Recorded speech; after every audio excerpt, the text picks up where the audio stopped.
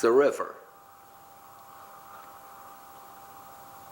On the rocks, the mysteries of two hydrogen molecules attached to an oxygen molecule on the rocks inside the earth. In the hours of the night, dead men tell no tales. Memories of old Onbilligkeit. The dazzling sun intrudes through the foliage. Wind whispers, Davos, glittering, gleaming pearls. The generous Lucky, a divinity, they said. When was that? Like glass beads, the water wells up, like pearls, glittering in the sun. The source is sacred. Remember Davos, who protects it. The flow, the beginning. Dark river, Tam Ara. The ancient ones were makers of glass beads, glittering bracelets. They were makers of etched pottery. The vases and bowls keep the water. The beads reflect the flowing light.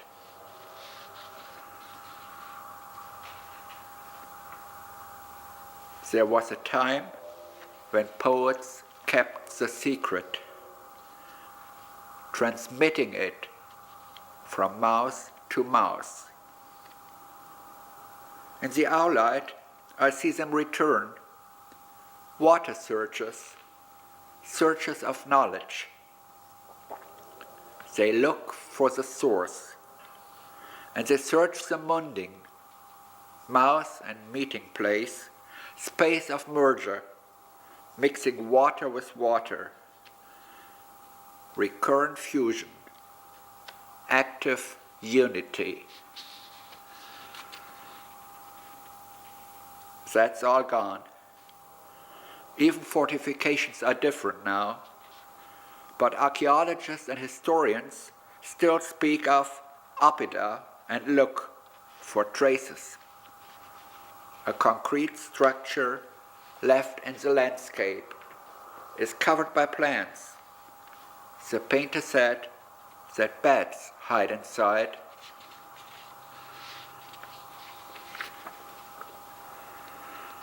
And so the oppida are gone.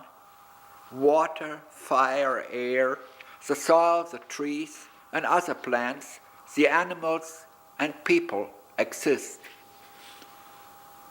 All forms of life still sacred. But who believes it? Who acts in consonance with this tune?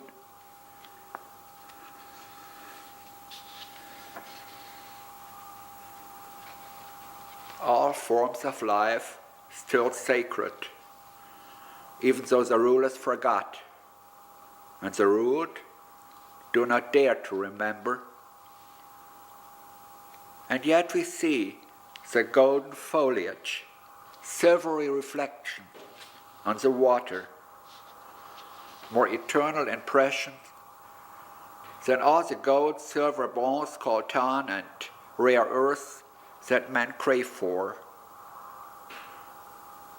Forget the images on TV.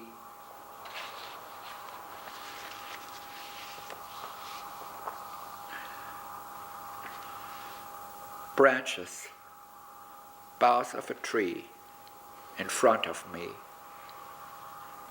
I touch the bark, finger it briefly before I head on, stumbling across stumps, a pipit's call echoing in my ears.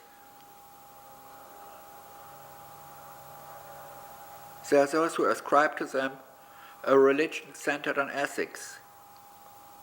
They respected nature, I read, and they studied it.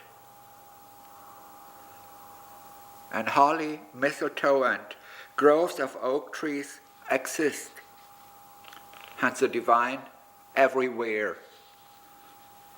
The Triskele points to the third.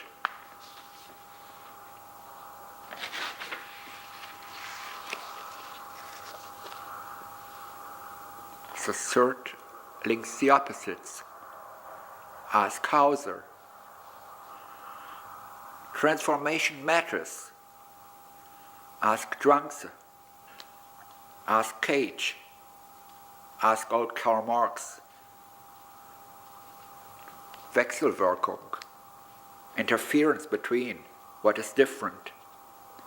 Affects day and night, heat and cold, attraction as well as rejection.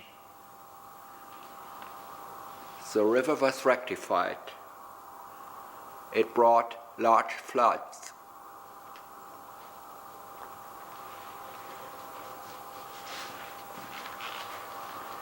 There was a time when woodlands, streams, and lakes were their temples.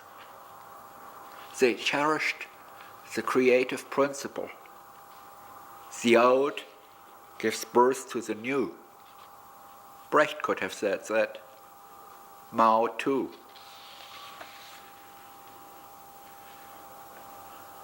Okay then, be a bard, know the tradition.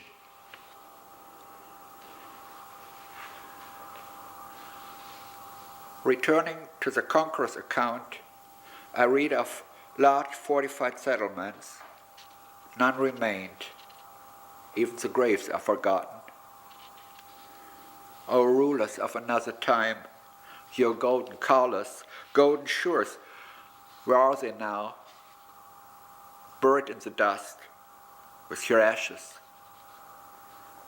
Where the vine grew centuries ago, a wall of ironstone protects the orchard with its apple tree.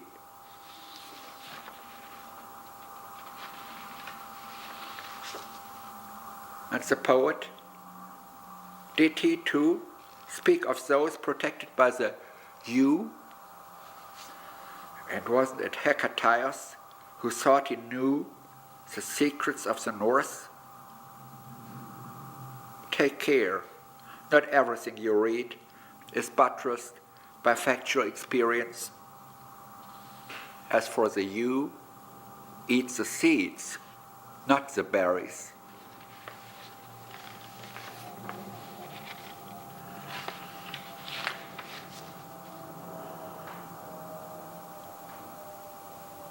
In the old times, people were salt miners, makers of iron tools, craftsmen who worked with precious metals. They were glass makers, traders and farmers. Then came clothes making and vanished again. But did you see the brewers along the Arbaly and the Fisher Street and the quay in Diest? And the trees further away, lined up in regular fashion along the riverside? Once they fetched the water upstream for their blackish-brown barley brew and discarded the dregs, mostly a mass of spent yeast, further downstream. It turns the water gray, white, and foamy.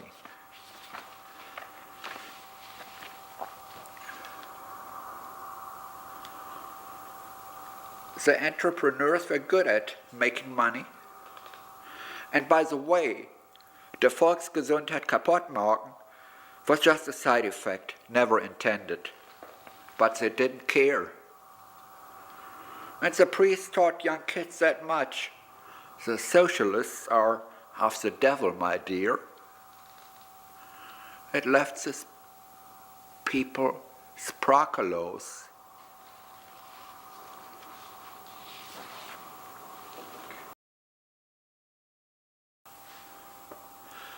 Epilogue. 50 years ago, we would skate from Aschot to Diest, the man said, like a lake That's how it was. Ice on the flooded meadows and on the river. It was a paradise for youngsters like us. Today you look in vain for nature here. It changed so much. And yet he discovered it. He painted it. And you, his contemporary, you see too the willows by the water, groups of trees studding a meadow. You encounter the watermills. You hear the silence of secluded spots. You listen to cries of birds. But how much will still be there for others to see in a decade? They had houses. They think they beautify the village when they modernize. The landscape changes, and it always did in every century for thousands, for millions of years. Nature has its ways, its dynamics. Man always intervened. Is he wiser today? The Morse alphabet of birds, understood by ornithologists, they say, but these men of science would deny the loud thank you that the wren emitted when he sang his song in front of the kitchen window after I took him carefully from the mouth of the cat.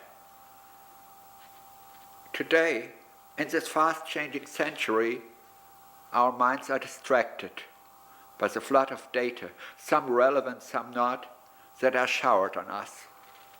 Cities change so fast, and countries, continents, even faster.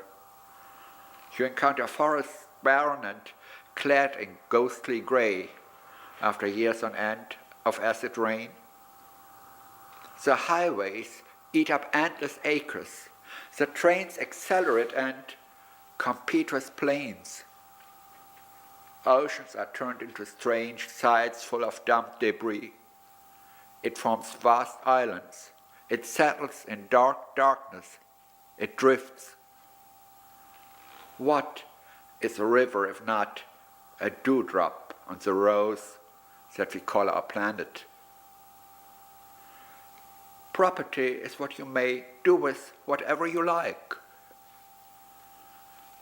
And we have always seen ourselves as owners, haven't we?